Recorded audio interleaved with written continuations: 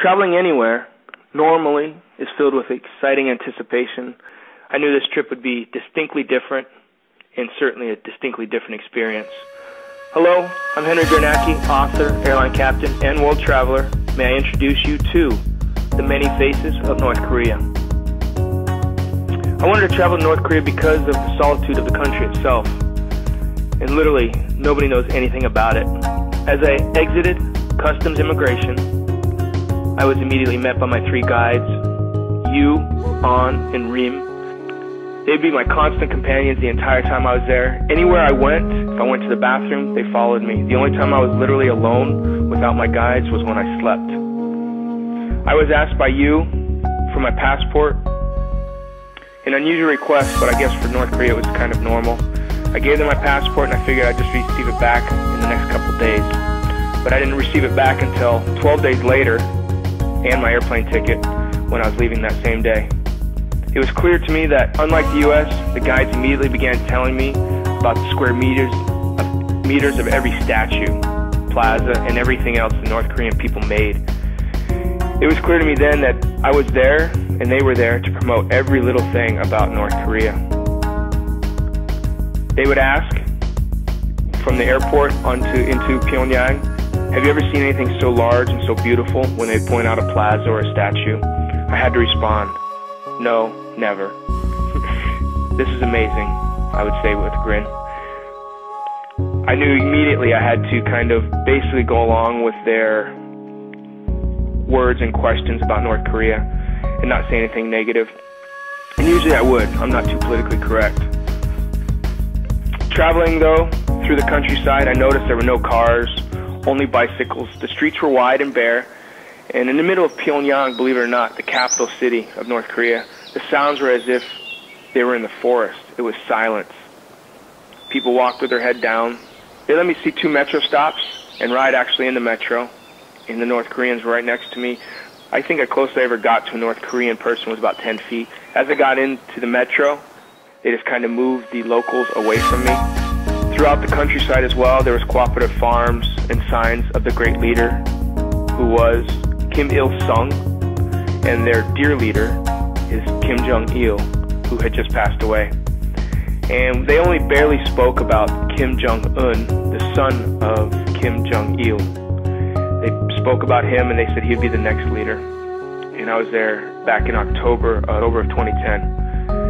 That's when I was there. And that's the 65th year of the Communism and Socialistic Party, the Workers' Party of North Korea. And they're celebrating that, and they spoke about the new leader. It would be the second son of Kim Jong-il.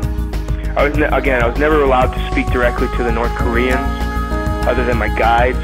But what I could see was the people, when they watched me or saw me, they looked like they wanted to speak to me, but they knew they never could. I would wave from the van, and people, as they were riding their bikes, as I was waving from the van, they would turn around and ride their bikes continuously, and they would almost hit somebody because they were wondering who this guy was that was waving to them. That looked so strange and foreign from them.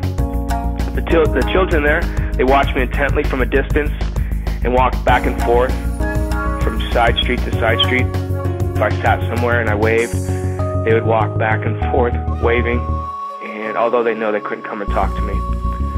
So the uneasy feeling of stepping into this isolated land was wearing off, and what really took its place was this feeling of exhaustion, just because mentally they were continuously, my three guides, not in a bad way, it was just constantly pushing on their ideologies of North Korean lifestyle. I thought I was an accelerated North Korean history class, believe it or not. They would give me every date, and I was writing down as much as I could in case I wanted to write articles about it. But it wears you down continuously. From 7 in the morning till about 8 o'clock at night, you're with them. And you only get free time in your hotel room. It felt like I was working continuously. Again, the children, they seemed cautious, even by looking at me. But when I waved first, their smiles really told me that they were friendly. And I wish I could have actually spoken to some of them, but I think they would have gotten in trouble.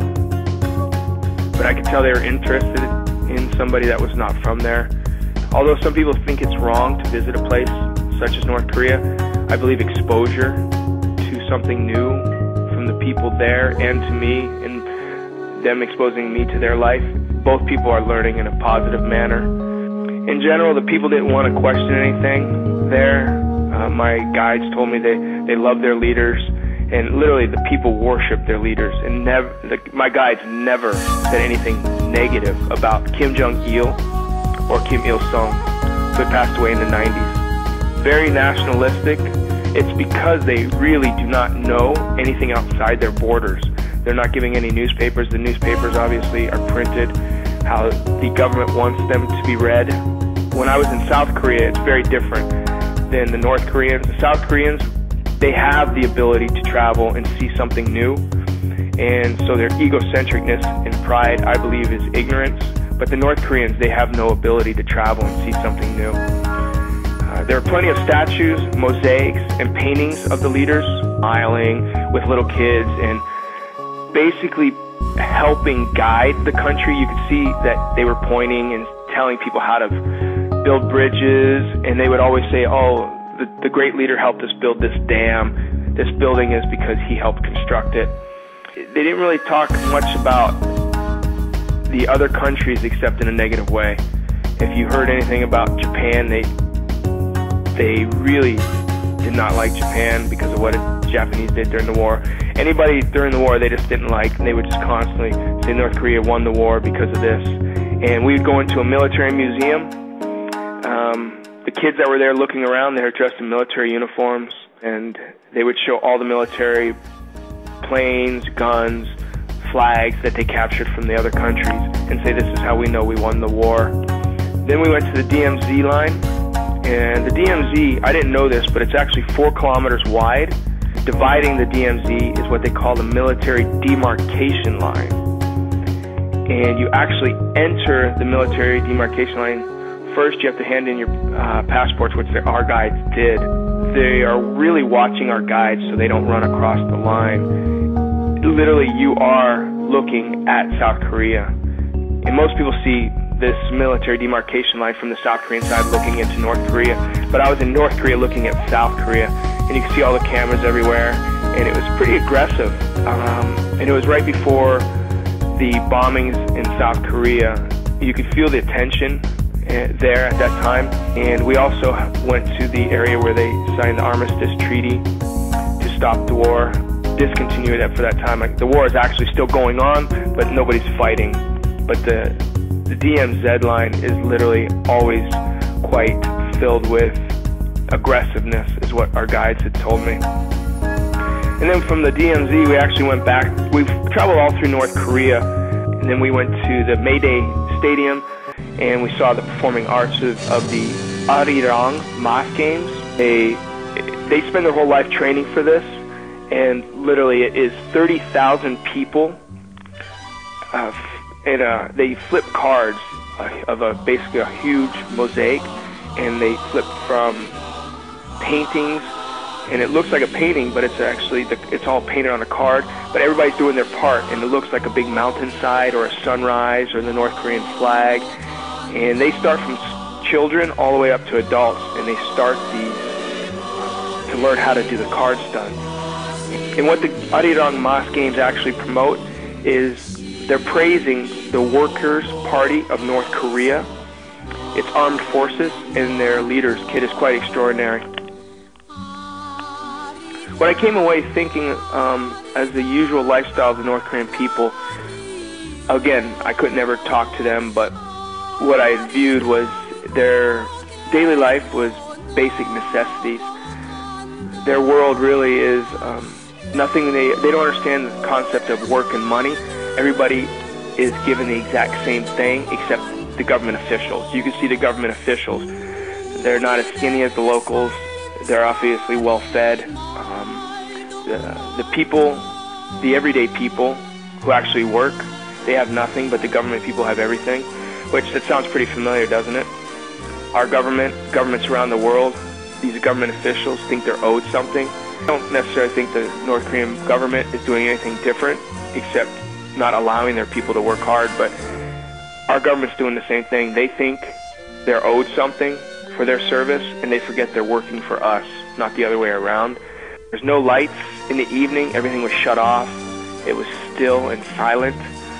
I mean, that was quite bizarre to see a large city or any city where people were walking around with flashlights, and you couldn't hear anything except these large speakers speaking Korean and promoting probably the way of life that they had already known. I then was actually invited to speak at the Grand People Studies House, and that actually can house 30 million books. If it has 30 million books, I'm not sure, but they said it could house 30 million books, and they're all translated to North Korean. But who does the translating? Obviously they are, so they're putting in their own words. But the way I looked at it is I offered to speak at such a place in North Korea, how many people actually get to travel to North Korea, and then how many people actually get to give a lecture in North Korea, and they asked me to. They wanted me to speak about what countries I had been to, why I traveled at such a young age, and what I thought of North Korea. They obviously translated, so I'm not sure what they said. And if you're wondering if I'd ever return to North Korea, it's a good question. Yes, I would. I realize governments can isolate their people through propaganda and newspapers, and the only way we're going to learn as humans and individual humans is to go out and explore, and I don't want to be isolated mentality-wise.